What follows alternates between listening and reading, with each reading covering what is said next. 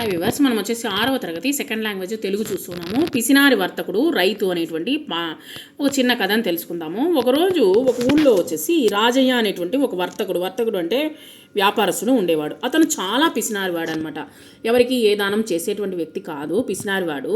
అతను ఒకసారి వరాహాలతో నిండినటువంటి తన సంచిని పోగొట్టుకున్నాడు అనమాట. చాలా బాధపడ్డాడు. తిన్నది ఏది రుచించడం లేదు. పడుకుంటే నిద్ర పట్టేది కాదనమాట. ఎందుకంటే డబ్బు పోయింది కదా. ఏ పనిలో ఉన్నా అదే గుర్తుకు వస్తూ ఉంది.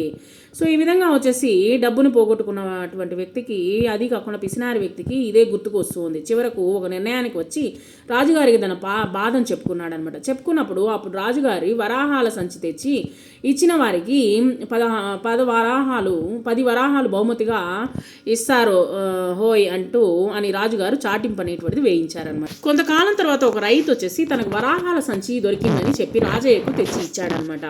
అంటే వర్తకుడికి తీసుకొని వచ్చి ఇచ్చాడు. వర్తకుడు సంచి విప్పి వరాహాలను లెక్క పెట్టాడు. అందులో ఉన్నటువంటి 100 వరాహాల లెక్క సరిగ్గా ఉంది. ఓహో, ఎలాగూ 10 వరాహాలు బహుమతిగా ఇస్తానని ముందుగానే సంచిలో నుంచి తీసుకున్నావా అని రాజయ్య రైతుతో అన్నాడు. అందుకు రైతు కంగారు పడుతూ, లేదు నేను సంచి విప్పలేదు, నాకు ఎలా దొరికిందో అలాగే తీసుకొని వచ్చాను అన్నాడు అనమాట. అంటే ఎప్పుడో పోగొట్టుకున్నాడు. ఆ పోగొట్టుకున్నప్పుడు ఆ సైడ్గా వెళ్ళినప్పుడు వచ్చేసి తనకు దొరికిందనమాట. అది అలాగే తీసుకొని వచ్చేసరికి కానీ వర్తకుడు వచ్చేసి రైతు మాటలు నమ్మడం లేదనమాట. వెంటనే దీని గురించి ఇద్దరు చాలాసేపు వాదులాడుకున్నారు. చివరికి ఇద్దరు కలిసి రాజు దగ్గరికి వెళ్ళారు. జరిగిన విషయం అంతా చెప్పారన్నమాట. చెప్పేసరికి రాజు ఇద్దరి వాదనను విన్నాడు. వినేసరికి సంచిని తెప్పించారు. సంచి మూతి విప్పి వరాహాలను కింద పోసి ఇద్దరిని లెక్కమట్టమన్నాడు. ఇద్దరు లెక్కించారు. 100 వరాహాలు ఖచ్చితంగా ఉన్నాయి. రాజు ఇలా అన్నాడు, నీ సంచిలో 110 వరాహాలు ఉన్నాయన్నావు, కానీ ఇందులో 100 వరాహాలే ఉన్నాయి. కాబట్టి ఇది నీ సంచి కాదు. నీ సంచి కోసం మళ్ళీ చాటింపు వేయిద్దాము అని చెప్పి రైతు చేతిలో వచ్చేసి ఆ సంచి పెట్టి తీసుకుపోమన్నాడు అనమాట. రాజయ్య కంగు తిన్నాడు. కాబట్టి వచ్చేసి మనము పిసినారి అది కాకుండా వచ్చేసి దొరికింది కదా, అతను వచ్చేసి ఒక నిజాయితీగా నీతిగా వచ్చేసి తీసుకొని వచ్చి ఇస్తే అది వచ్చేసి నువ్వు అబద్ధం చెప్పావు. తర్వాత వచ్చేసి నువ్వు వచ్చేసి ఈ విధంగా నీ యొక్క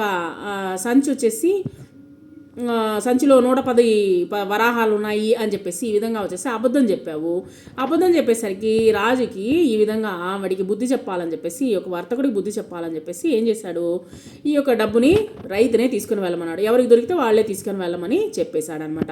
రాజయ్య కంగు తిన్నాడు. బాధను మింగలేక కక్కలేక తల వేలాడేసుకొని ఇంటి ముఖం పట్టాడనమాట. అంటే రాజు చెప్పిన తీర్పు కదా, సో ఇంకేం మాట్లాడేదానికి లేదనమాట. సో కాబట్టి ఇలాగా చాలామంది డబ్బును వచ్చేసి దాచిపెట్టుకుంటూ ఉంటారు. దాచిపెట్టుకొని ఏం చేస్తారు, అది వచ్చేసి మొత్తం వచ్చేసి వేరే వారి యొక్క పాలు అనేటువంటిది అవుతుంది అనేటువంటిది ఇక్కడ మనము ఈ యొక్క పిసినారులుగా ఉంటే ఏమవుతుంది అనేటువంటిది ఒక చిన్న కథ ద్వారా మనకు చెప్పడం జరిగింది.